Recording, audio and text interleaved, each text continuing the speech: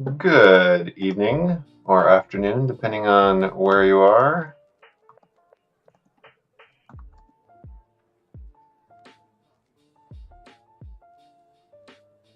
Welcome to removing RNG from your GAC.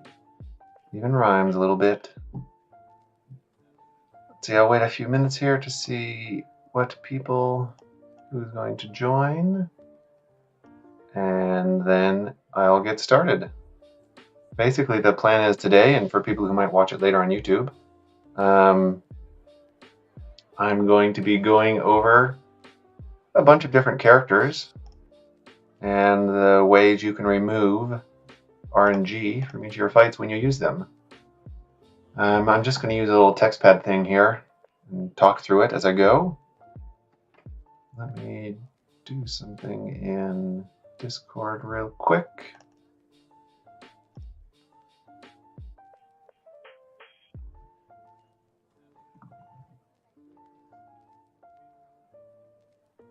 Letting my rendering assigned server know that I'm going live.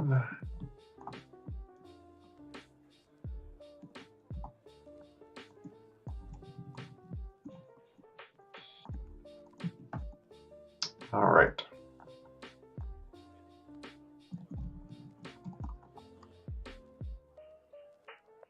All right, send that out. And now let's get started. Feel free, I'm watching chat. If anybody has a question, let me know.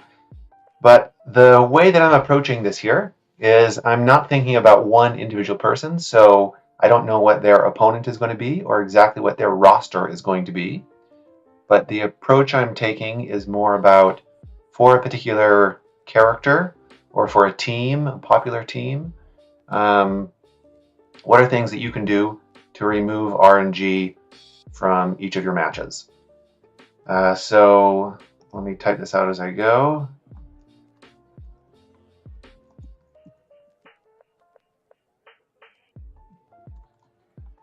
From a roster,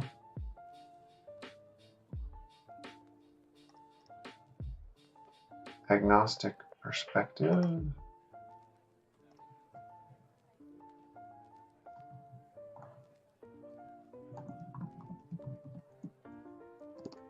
So let us see. Let's start out roster agnostic perspective, meaning I don't know about your roster. Minimize chance of each counter to fail against the best teams they may actually face. Okay, so let's start off with teams. We can go character by character also. Yeah, well, actually, Free, that's a great point. Absolutely, the best way is to check to see if somebody else has done it successfully or has seen it done successfully. Yeah, helps it freeze in my arena chart. I ask him about stuff too. That is definitely the best way. So actually, I'm going to put that here as a point.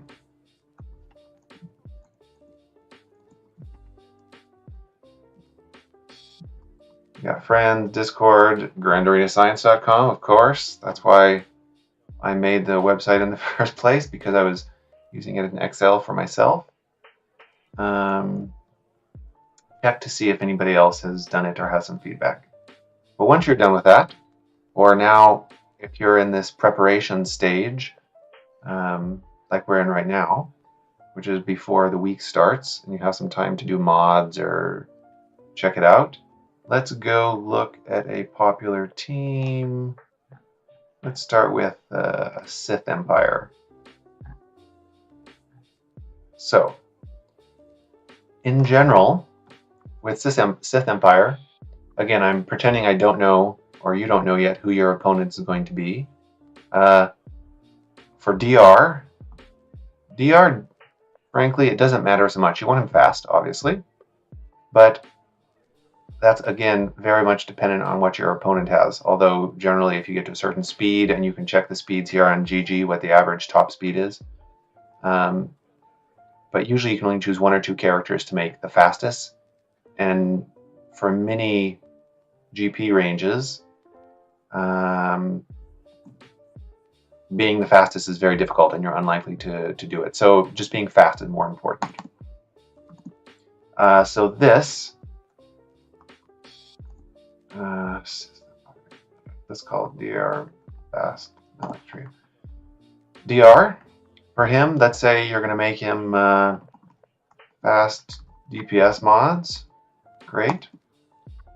More importantly than what the speed of DR is that your Malak is 1 speed faster.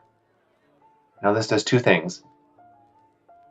If you are fighting another DR team and you're faster, your Malak will go faster and they're using a taunt. This is less important in 3s, but it's still valuable, especially against the Vader counter that's very popular now in 3s. You make Malak 1 speed faster, so if there's a pre-taunt, it will remove the taunt, and then DR will go immediately afterwards on the leader and fear everybody. So 1 speed faster. This takes out a lot of RNG for you, whether Malak and DR are going to have the most effective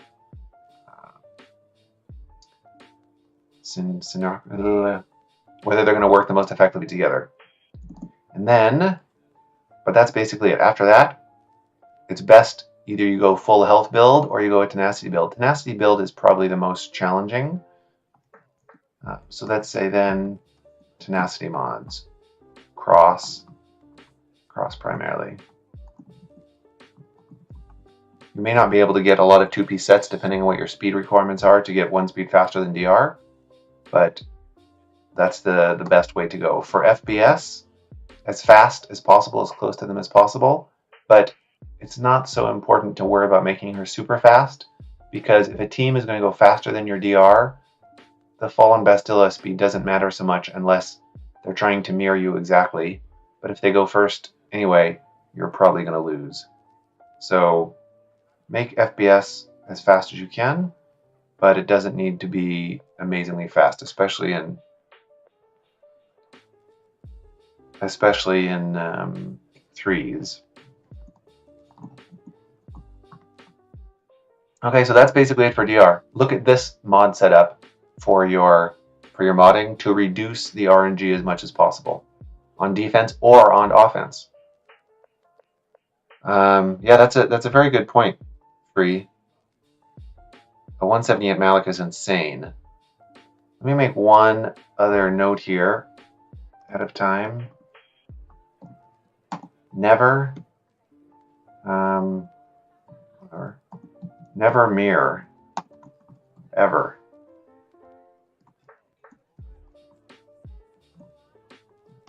Oops, not 2 R's. Hard counter is a term I don't really like because there's very few that are. Let's call it confirmed ones. Confirmed meaning you've done it before. Mirroring is a terrible choice. Mirroring is bad. DR is like one of those examples. Even if you go first in a mirror, it's so unlikely you're going to make 54 points or even 53 points. It's just don't mirror. Don't mirror.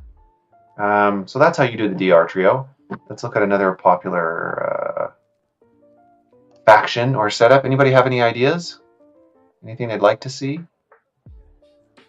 We can look at... let's look at First Order. I think a lot of people don't pay attention to these.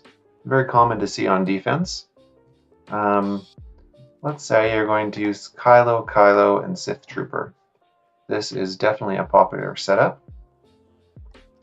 So let's use this one. KRU, Kylo, and Sith Trooper. So here, even in 5s, this concept works. It's a little bit different when you have a character like Phasma or another unit that can gain turn meter. But the first 2 characters, KRU and Kylo, you can usually set up quite well together. So the actual speed, don't worry, it's unlikely you're going to go faster than anybody who counters KRU. But for KRU, first of all, his biggest strength is his unique. I think it's called Scarred. Let's take a look at his Scarred unique. Yeah. When he takes damage, he recovers 8% health and a random first. Yeah, they get advantage. Big deal. So, Your goal here, don't give a shit about protection and give him defense mods everywhere. I wouldn't go so far as giving him speed set. It's sort of a waste on KRU.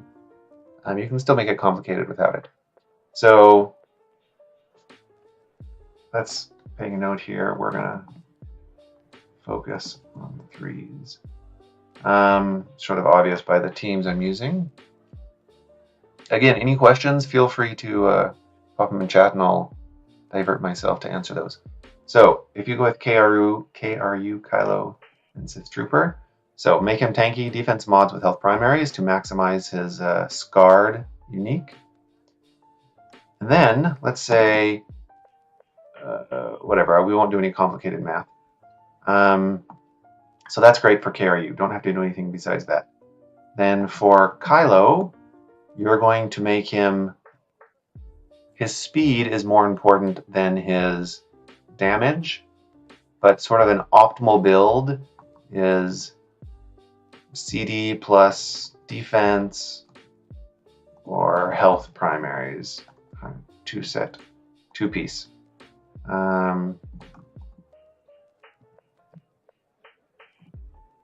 And offense square. So the reason for this, well, first let's go up here.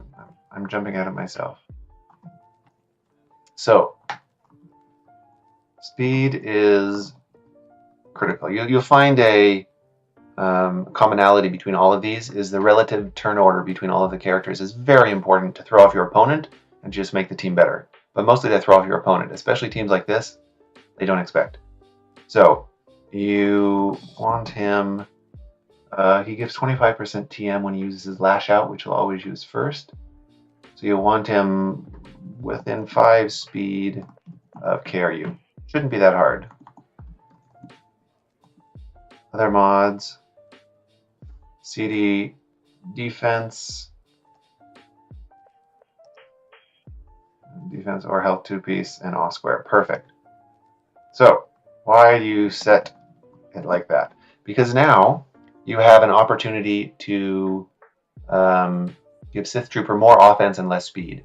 You do find some people running Sith Trooper with like plus 100 speed or something like that, which you can do, but you really don't need to. He's pretty decently fast, 156, compared to Kylo Ren, who is 152, slower. That was unmasked. And the regular Kylo Ren here is 148. So really, if you give a CD set to Kylo Ren, and to unmasked, you give a defense set, yeah, 100 speed on each, it's pretty good. But Sith Trooper, what he really cares about is offense. Because of his Empire's Legacy, he gets his bonus turn and his assisting. So, you know that when Kylo Ren goes, he'll use his lash out. And he'll provide first order allies with advantage, which your with Sith Trooper is going to have. Because he gains advantage for his start of battle. It's perfect. So, he's going to use Lash Out and give 25% turn meter to any allies with advantage, which is going to be Sith Trooper. So you know you can have Sith Trooper speed, let's not do the exact math, 25% less than KRU and Kylo's, or really than Kylo's. So stack on his offense. You can even give it an offense arrow. So let's say you have KRU at, I don't know, instead of 250, he's going to be at 260 speed or something like that. 25% of that is like 60. 60, well, it's 50, 25, 25. 25 is 15. So it's 65 speed.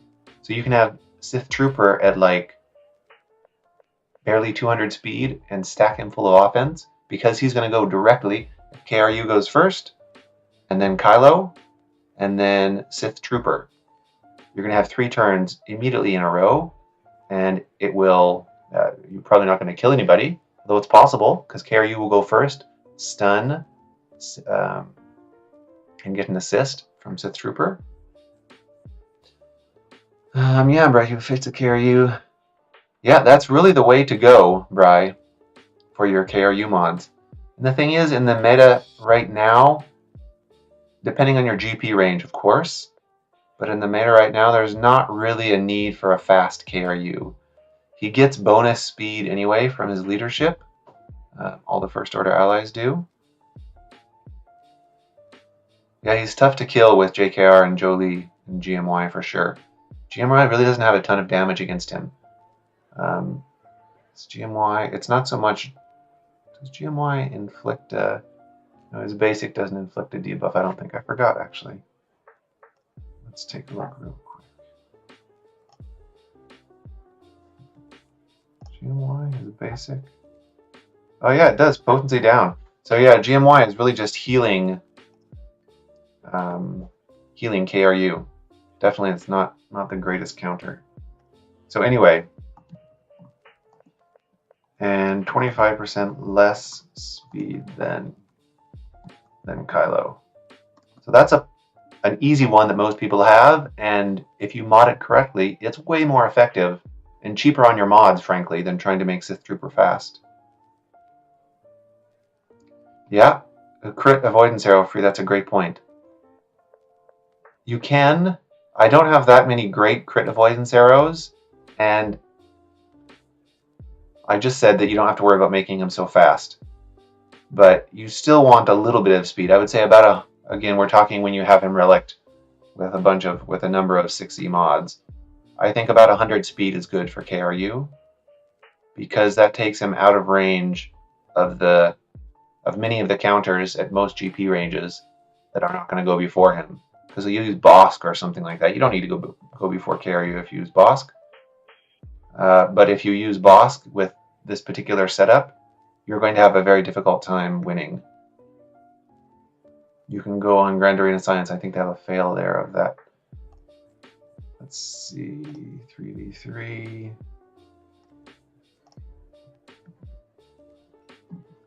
Kylo Ren Unmasked.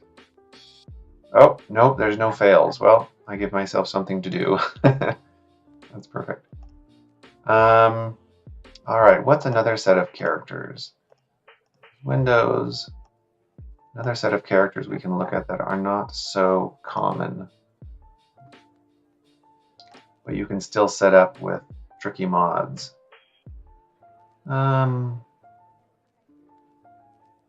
Geo is not a lot going on in there.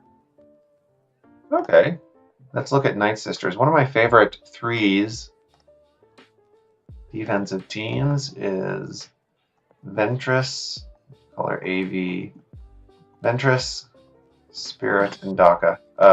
Zombie, rather.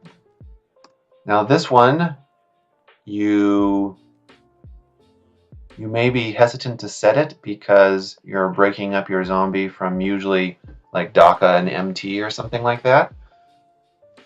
But personally, I find that this is you can even look at GG and see the defensive holds for this. This is a much more difficult team. Let's do that together. A much more difficult team to beat than either of the other Night Sister teams. And it's easier to use on offense. Let's look. Yeah, we can look at this season. It's easier to look on to use on offense Mother Talzin and Daka with Talia or somebody else or some pre-taunter that's not even a Night Sister. It's easier to use them on offense because you can control the reses quite a bit better. So let's see, we're going to choose. This is a weird UI when I have it minimized. Zombie. And where's Spirit? There we go. And do the unclick. And let's sort by scene. SWGH.GG is amazing. So many cool things to do. So you can see here the average counters, right? Troopers, people love to use troopers against the Night Sisters. This still only has 80% win rate, which is good, don't get me wrong. But I'll show you how to make it much better.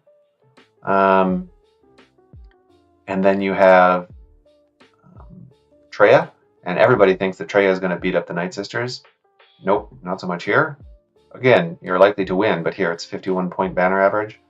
Nothing special. You do see, obviously, here, JKR is going to beat it up, no problem. But if you can pull JKR on an AV team, that's not bad. It's a pretty good win. Even some of the Padme teams are not going to get 100% win rate. Even Bosk with 2 Taunt Avoiders is not going to get 100% win rate, or even close to it. And many people don't have their Night Sisters relicked up. So, in this case, you're essentially doing two mod changes: AV, offense, health, and speed. Yeah, nothing special. Zombie is where you start to get a little bit interesting. Stack zombie with defense.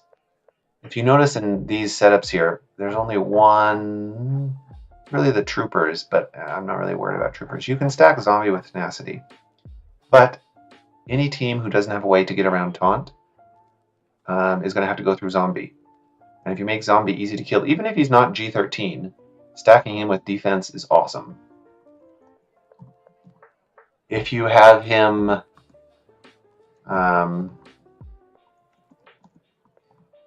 with a lot of speed secondaries, that's awesome as well.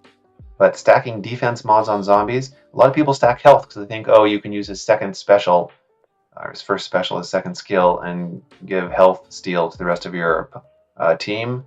Ugh, nothing really useful in 3s at least. I think not even in 5s. But stack defense mods. You'll notice the theme here. I love defense mods. They're very, very helpful. And Spirit is where you'll do things that will surprise your opponent and hurt them. So speed, no surprise there. And well, there's two mod sets. It depends on your mod strength. So if you have low mod depth, speed, and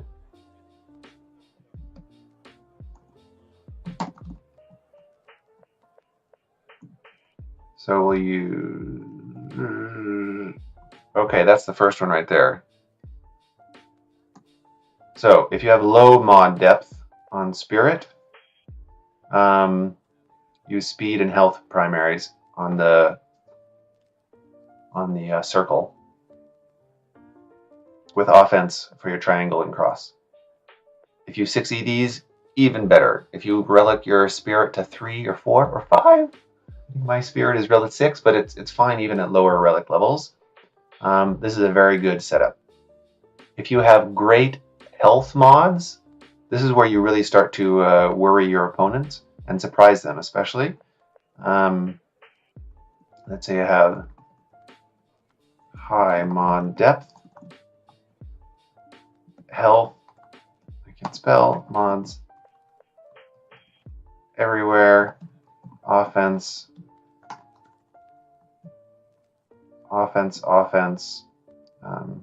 triangle cross. So the reason for this is Spirit has generally low health. Let's go take a look at her general health. So her base health with no mods or anything like that is 33,000. So you have to, if you add health mods everywhere, 3 health 2 pieces is, let me just look at my own Spirit, okay? So characters, Night Sister, blah blah blah, because this is how I have my Spirit modded, relic 6. So health mods everywhere, crit damage and offense. I should actually have health on this circle, but I gave her protection because I wanted to get her a little bit faster. I have pretty good speed mods, but nothing amazing. I mean, it depends on your roster, obviously, what you think about this. I have health and protection, secondaries, potency, whatever, critical chance. Again, more protection, some critical chance, health down here, and some tenacity. The arrow is the best of the mods. But you'll see I doubled her health pool. 66,000.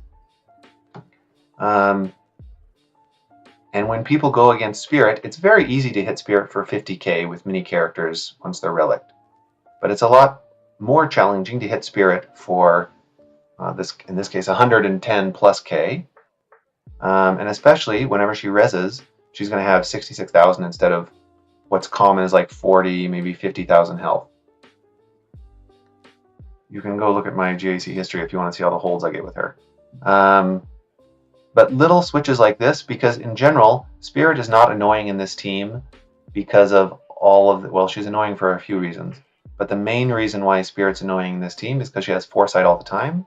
And when she has Foresight, she hits twice as hard.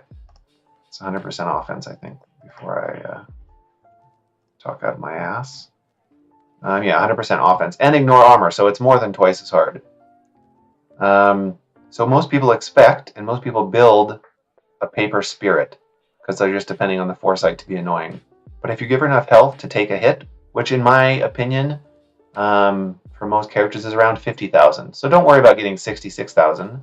But if you get her health to 50,000 and give her a little protection pool that you'll have at the beginning, you will definitely surprise some opponents when they go up against her.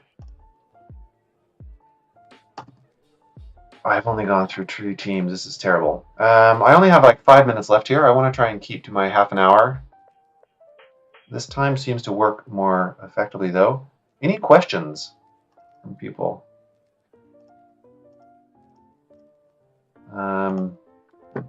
Anybody have any questions or want me to look at a specific team?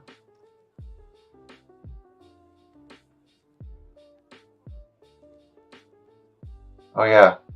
Oh, well, I'll show you my favorite. And, well, first, let's go see if it's on the counter guide. I'm sure it is. This is by far my favorite Nute team. So it's going to be Nute. It's going to be Jango. And it might not even be in the top teams. Okay, well, hardly anybody runs it, but it is definitely, let's sort by,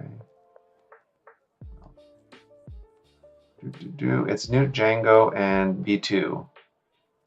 And you may be thinking to yourself, why B2? There we go. So Nute, Jango, and B2. Let's sort by scene. Of course, there's plenty of things that are beating it. Okay, so you can pull in a JKR. That's great. Pull in a JKR, no problem. You take in Padme, 51 for JKR. The average Padme team is getting 49, 51. Less than 51 with Traya. Less than 51 with Geos. Only 3 times on that one. Hardly anybody runs this. Where's all the ones that I'm seeing that people fail on? I get holds about half of the GACs with this team. Even Vader, 49. Anyway, the whole principle of this team, it's a great team.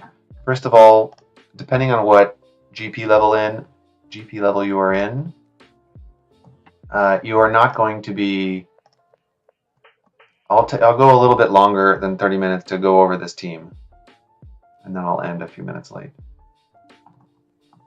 So, you're not going to be taking General Grievous, at least with B2 and B1 on defense, once you get a little bit higher in GP levels, once people start to have Rey. Because a super easy, like, you can almost auto it counter is Mothma. Cassian is great, but Mothma and 2 tanks, essentially. I run Cassian and K2SO. You can do Cassian and Cara Dune. You can do whatever, 2 Rebel fighters and Mothma. And you can beat almost any GG team.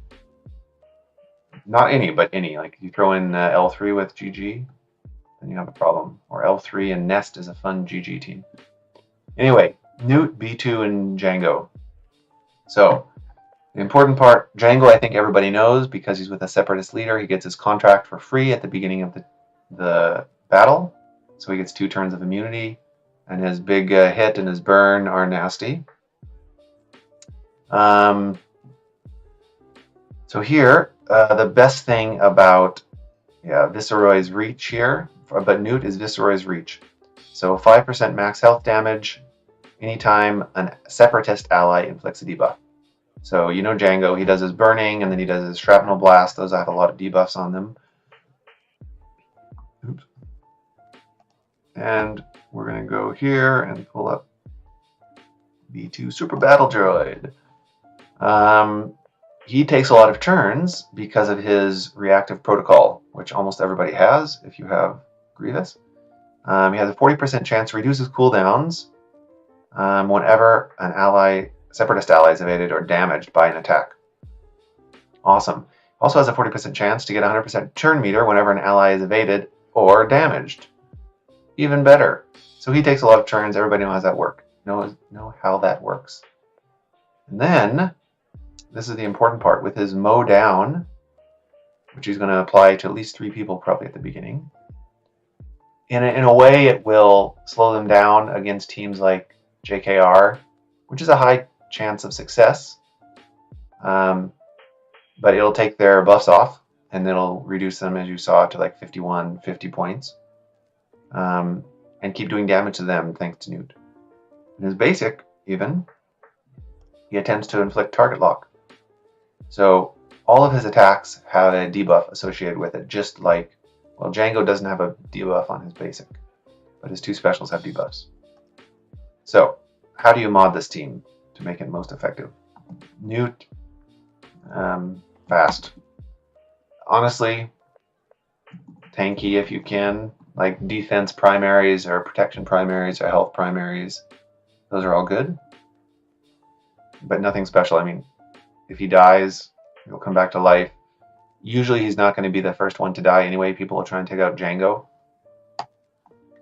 And we'll see. Or they'll try and take out B2, which is the best. Jango, so he's probably going to be like off or CD 4-piece plus defense 2-piece. You may say, what? Defense 2-piece? That doesn't make any sense, Ken.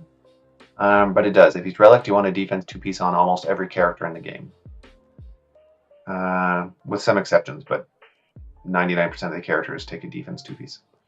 So fast, however you can make him, just he's going to deal damage. He'll definitely get 1 turn. Not definitely, but almost certainly he'll get 1 turn, and probably 2. So B2. Here's where things get fun. And this setup works also, as long as you're not using B2 in the offensive team with GG to counter CLS, you want a different setup. He needs more potency there. But in this particular lineup, speed, who cares? Yep, waste of speed on this character. You want to give him tenacity 2-piece everywhere. Every single mod should be a tenacity 2-piece. He will have a crit avoid arrow. You can go a couple of ways, either defense or protection cross, but I like protection because he gets a crap load of protection. And tenacity, protection triangle, I always get these mixed up. And tenacity cross. And if you can put a tenacity or a protection circle, that's all you got to do. None of them have to. None of them have to be 6E, especially the protection ones. Don't waste the time. If you can do a 6E arrow, and if you can do a 6E tenacity cross, fantastic. That helps a lot, that extra tenacity. But he's going to get, I forgot, I think it's 10% tenacity for each 6E 2-piece. He's going to get a ton of tenacity with this setup. So we were looking before at the... No, let's go back and look at the matchups, and I'll show you how those make the certain setups more difficult. So yes, and where was I? have to check it, I think. And find B2, where are you? And the best thing is, like I was saying earlier, you're not really going to see, you're not going to need the B2 in the GG comp. Again, this very much matters your GP level. because maybe you have to put B2 and B1 with GG. But I would say in 3s, I wouldn't worry about it as much. Put something that'll mess up Mothma or whatever, but GG teams are really easy to beat for most people. Put in IPD, I don't know, some character that's a bit of a surprise. So, the highest banners, one person has beat it with that. That's interesting. Yeah, DR, GL, whatever. The next GAS with 2 characters is still not beating it with 54 banners. That's awesome. For these characters, it's a great trade. So now, let's look up by win rate. Oh, and yeah, so part of the reason why is 53 here. They probably killed it pretty fast, but they're still, with the debuffs, taking off banners. JKL team taking off banners, taking off banners, taking off banners. Shock, only 52. Obviously, it's not seen that much, as you can see, but JTR, only seen once for 50 banners. I highly recommend this team. You can even replace Jango with somebody else. Jango is just nice because of his immunity, but you could put Sunfac in there. Sunfac is good with Nute. The main thing is put B2 with some other characters who can take a hit and don't stealth. Dooku is not a good fit in this team. He'll stealth everybody and then they can kill Dooku or Nute. But I think this is a low mod count team. You don't need to have a lot of mod requirements. With characters, Jango is great, so that's a premium character. But Nute you usually aren't going to use on offense anywhere. And this is a very a team that most people don't expect. All right, well, we're over our 30 minutes here, but I really appreciate everybody showing up. Certainly a higher turnout than on Friday evening. I think I'll do this every Tuesday going forward, at least when there's a GAC going on. Any questions? The goal of the way that I think is the most effective way to play GAC is to win. No, but besides winning, the thing that really screws most people is RNG. Either you're fighting a fight you don't expect, or it goes a way that you didn't think would happen, or you're not familiar with it, whatever. And there's tools like the counters on Grand Arena Science. You can actually see videos. GG is amazing with all the sorting and stuff you can do now. Always check that. Especially because you don't have to worry about, you can uncheck the little scissor and you can choose the characters you want, and it's much easier to find stuff. Oh, Nute Dooku and B1. That's a great one, Pikecracker. I would actually take out Dooku and put in B2, and I think you'll get better results. Yeah, I think you get better results with B2, assuming B2 has is at least G12. So again, looking at it, it doesn't matter who you're fighting. If you know that you're going to be using certain counters against certain teams, ones that you know how to use, that's the best way to go. Or ones you've seen used multiple times, or your friends have told you how to use them, or different streamers have gotten them in their videos. Although I hope if the streamers have, and they're a good counter, I have them on Grand Arena Science already. And never fucking mirror. I will say the only mirror that I think is a smart choice sometimes is Rey versus Rey, because you can usually get 54 points there if you use Hermit Yoda and like Bastila Shan or Holdo or something. Oh, Nute B1 and GBA. Yeah, that's another nice one. Nute is one of the trickiest teams, and I think GG is actually a great leader as well. I like the GG Nest L3 team. That usually pulls something really hard. It's even better if your L3 has a Zeta, but that's very rare. And also if you don't save your Nest for soloing something on offense. But looking back at the teams, most teams you put on defense, either you're expecting them to pull a certain counter, so you mod them to sort of attract that counter or to make other counters more difficult. But it's more important in many cases, not all by any stretch of the imaginations, but in many cases it's more important to have good mods in the correct turn order rather than have the fastest mods. Because I guarantee you that if you put speed mods on KRU, I don't guarantee you. Very likely that if you put speed mods on KRU, the JKR team could beat him. But if you put defense mods on KRU, the JKR team is having a very difficult time to beat him with stealth primaries. The damage mitigation calculator should be coming out soon too. All right, 10 minutes over. Thank you guys for the questions. Thank you very much for showing up. And I'm looking forward to doing this next week. Good luck with your GAC scouting and planning for the rest of the last few hours before an hour and 20 minutes before it starts. Cheers. Do it for science.